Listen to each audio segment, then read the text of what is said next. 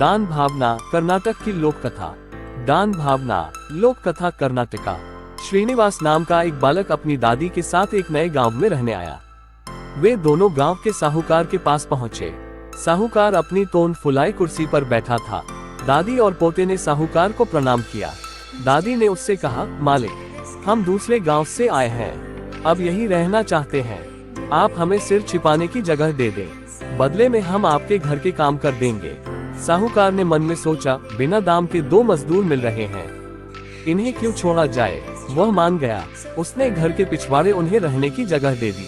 दादी ने पूछा, साहूकार जी, इसका किराया क्या लगेगा। साहूकार ने झट से बताया, मेरे घर में 4 भैंसें, 3 बैल और 4 गाय हैं। उन सबको चराना होगा।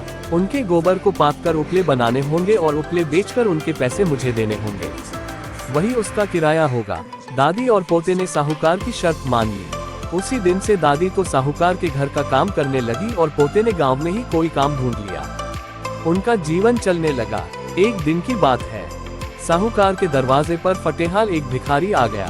साहूकार ऊंची आवाज में बोला, चलो चलो आगे बढ़ो, मेरे पास कुछ नहीं है। वह भिखारी घूमकर पिछवाड़े की ओर आ गया। दादी को उस पर दया आ गई। घर में जो खाना बना हुआ रखा था वह उसने भिखारी को दे दिया। विदा होने से पहले भिखारी दादी की हथेली पर एक दमड़ी रखते हुए बोला, माँ, तुम इससे अपने पोते के लिए मुरमुरे खरीद लेना। दादी ने उस दमड़ी को अपनी संदूकची में रख दिया। वह सोच में थी कि आज अपने पोते को क्या खिलाएगी। तभी उसका पोता खेत से आया। वह भूखा था। दादी ने पोते को सारी बात बताई और कहा, संदूकची में से दमड़ी लेकर कुछ खरीद ला।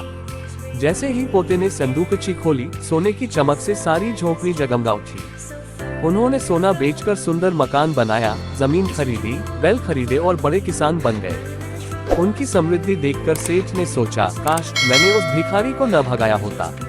एक दिन वही भिखारी फिर उसके द्वार पर आया जिसे बहुत समय पहले उसने भगा दिया था। साहूकार दौड़कर बाहर आया, भिखारी को सम्मान के साथ अंदर ले गया। इसके बाद थाली में 56 व्यंजन सजाकर उसके सामने ले आया। मुस्कुराते हुए भिखारी ने छककर भोजन किया। जाते हुए वह साहूकार को भी एक दमड़ी दे गया। दमड़ी हाथ में आते ही साहूकार की खुशी का ठिकाना न रहा। उसने दमड़ी को बड़े जतन से अपनी तिजोरी में रखकर ताला लगा दिया। उस रात उसे नींद नहीं आई। वह बार बार तिजोरी के पास आता और फिर बिस्तर पर लेट जाता। इस तरह पूरी रात घूमते हुए बीती। पौ फटते ही साहूकार तिजोरी खोलने आया। सोना मिलने की खुशी में उसने अपनी आंखें बंद कर ली थी। वह सोच रहा था कि उसकी पूरी तिजोरी जगमग कर रही होगी, लेकिन ये क्या हुआ तो बिल्कुल उल्टा। उसकी तिजोरी में रखा हुआ धन कोयला बन चुका था। साहूकार समझ गया कि यह सब करनी का फल है। दादी ने निस्वार्थ भाव से भिखारी को भोजन कराया था, इसलिए उन्हें वैसा ही फल मिला।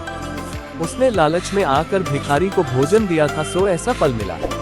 इसके बाद से साहूकार का व्यवहार हमेशा के लिए बदल गया। दादी और पोते ने उसे अच्छा सबक सिखा दिया। मनमोहक लोक कथाओं पर नियमित अपडेट के लिए हमारे चैनल को सब्सक्राइब करना न भूलें, क्योंकि हम कहानी कहने की लौ को जीवित रखने का प्रयास करते हैं।